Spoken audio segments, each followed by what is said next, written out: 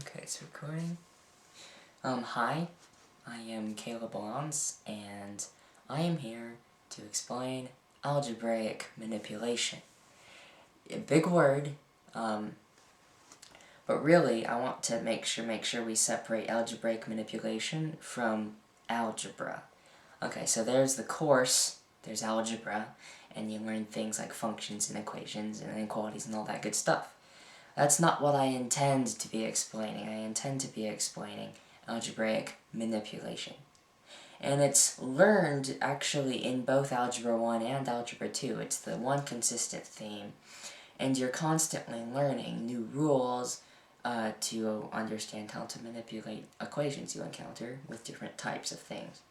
And so what happens, though, is algebra is such a huge topic, that oftentimes a year-long course does not properly or thoroughly explain manipulation by itself, because they have so much other stuff to talk about, and it's all important. So I intend to make these videos as supplementary to an algebra course, to offer more explanation as to the why for algebraic manipulation. You could think of it like behind the scenes, how was all this falling out, what's the reasoning behind all these rules I have to memorize.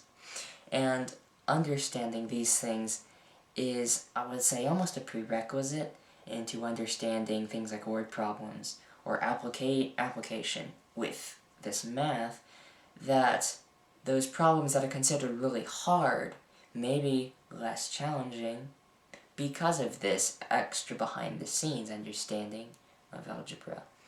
And so I guess, first things first, what is algebraic manipulation? And it is simply the ability to take an equation or an expression, which I will talk about those more in a little bit, and the ability to manipulate them without changing the value. And this ability to kind of play with the numbers is actually, it's kind of like a game, and it enables you to do so much. You can find numbers that you wouldn't have been able to pick off the top of your head. You can do all sorts of things with it.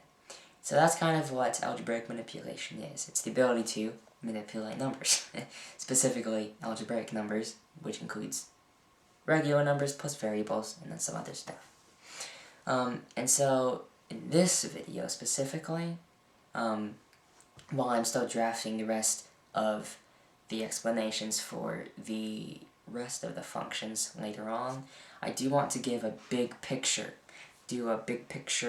look at the overall approach to understanding the manipulation. So the first thing is you have to start with the building blocks. So you got numbers, and you have operators. And so numbers, that's your 1, 2, 3, 4, 5, 6, 7, 8, 9, 10.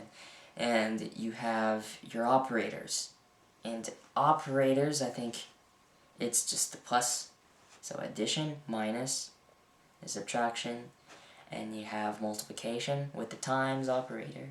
You have division. And of course, if you've memorized the PEMDAS thing, or whatever it is, you know that there's parentheses, which counts as an operator almost, and an exponent.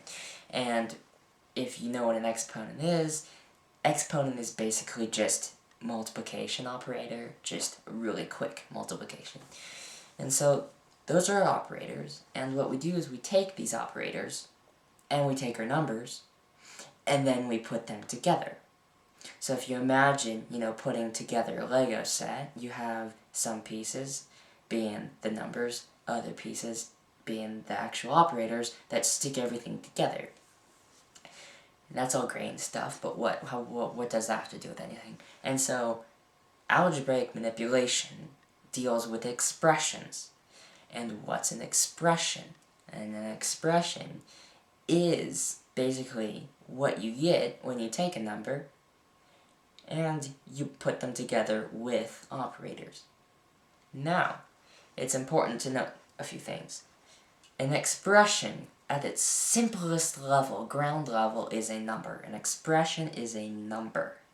An expression is a number. It's extremely important. Seems kind of unimportant now, but trust me, an expression is just a number.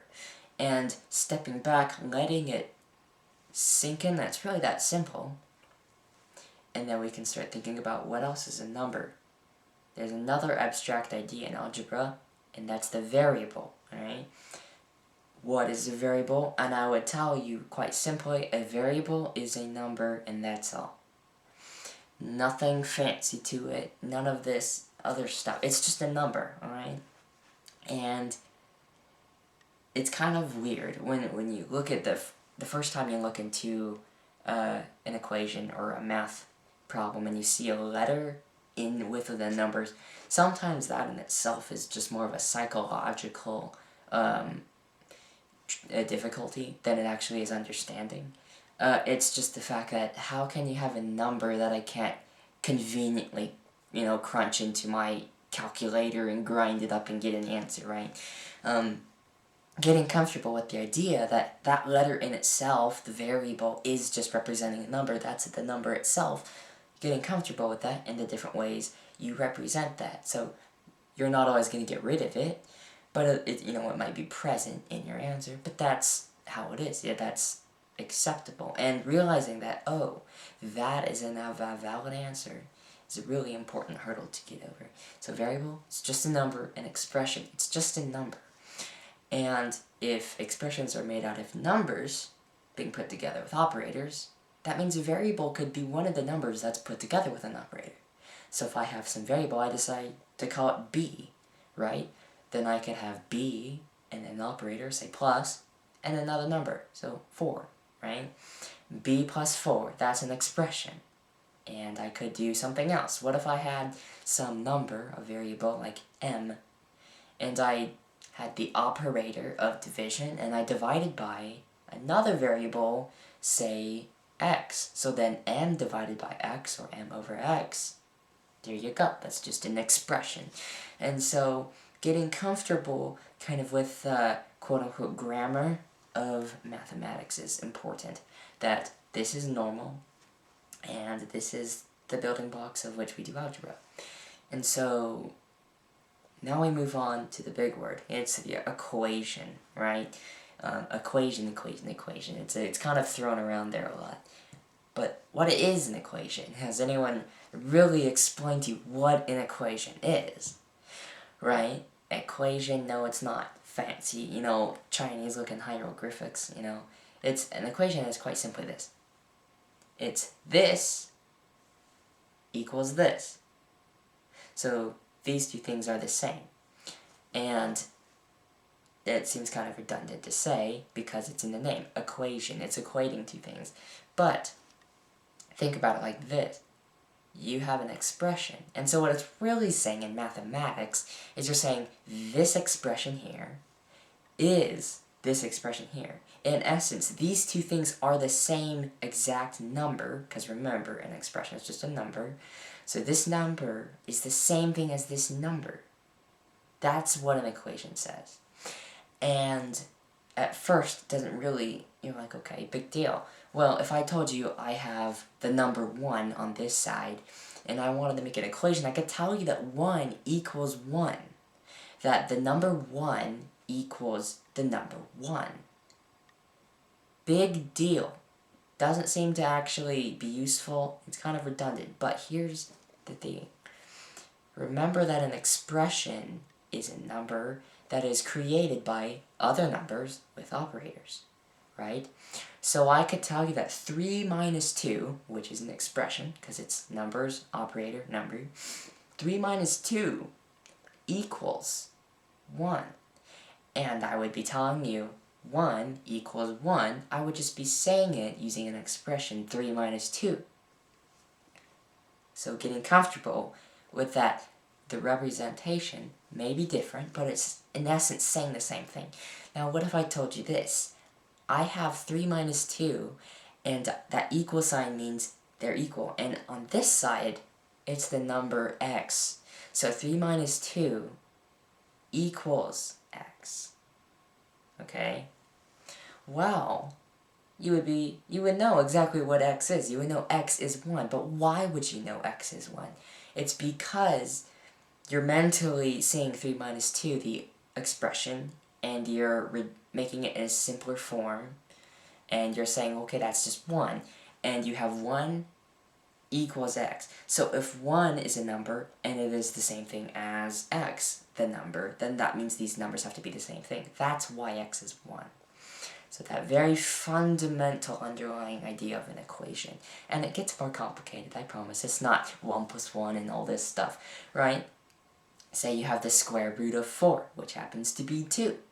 Okay, if you have that on the left side of your equation, what is another way we could take an expression and make sure that these two statements are the same? Well, the square root of 4 happens to be 10 minus 8, right? And 10 is the square root of 100, so we might as well just say that the square root of 2 equals the square root of 100 minus 8. And 8 is 2 cubed, so we might even further go on and say that the square root of 4 is the square root of 100 minus 2 cubed. And all of these things is just taking numbers, putting them together with an operator, and that equal sign in the middle is saying this number is that number. Whatever all of that is, this is one number, and it equals this number on this side. And you don't always think about that when you're doing the math, but it is important to at least once really truly think about that and realize that, hey, when I'm doing my math, when I'm getting stuck or getting confused down the road, maybe I need to step back and think, what am I even doing? Why am I sitting here trying to manipulate these numbers? What is at the core of what I'm doing? And hopefully, granted, it probably isn't going to be an immediate, oh, now it all makes sense, I will never have a struggle. No, that's not what it is. It's more, once you understand that, it's the first step. And it takes time. New ideas always take time, and you have to give yourself that time to understand it, alright? So, recap real quick. We have numbers, and we have operators. Happens to have, let's see, plus, minus, times, divided, exponent. So we have we have 6 operators, and the slew of numbers we've got. So we've got numbers, 6 operators. We can mash these together, and we can get numbers. We can get expressions. And expression is a number, alright? Very important. So, numbers and operators are the building blocks of expressions. Expressions are numbers. And another way to think about it is an expression is just another way to represent a simpler number. Just like the square root of 4 is 2, writing down the square root of 4, in essence, you're just saying 2 in a more complicated way. And so that's what we have expressions for. So, expression is a number, and equation says this number, this here expression, has the same exact value. These numbers are identical, alright? So, whatever this is, this has to be that same exact number because that's what an equation says. So, one more thing before I forget, the variable, just a number, nothing fancy here. Yes, it's a letter, but honestly, if a variable is just a number, a square could be a number. You could draw a little star in your math to represent some sort of number, and that could be a number. Don't get thrown off by the whole letter thing, Don't get thrown off like, oh, now all the things I use in spoken or in math, don't worry. Variable's just a number, and you can take that number, you can mix it with those operators, and stir it in the pot, you get your expression. And that expression, complicated version of a number, but yet it is just a number, and then your equation takes 2 expressions saying these numbers are the same number. That is the big picture of algebra. And as I continue to, make these videos and write about it, the rules will start to make so much more sense. It's not going to be, oh, if I divide both sides by this, I have to divide the other side by that. because that's what the teacher said. You don't have to think about that anymore. You can think about it in terms of what an equation is, and it will make more sense, and you will have an easier time taking in new rules, and pretty soon, and I will cover this in a future video, the principle of algebra, the underlying fundamental principle of algebra, that you can use and apply it to every single new rule that you have to learn, and it will come pretty naturally and intuitively. So I'm looking forward, and thanks for watching.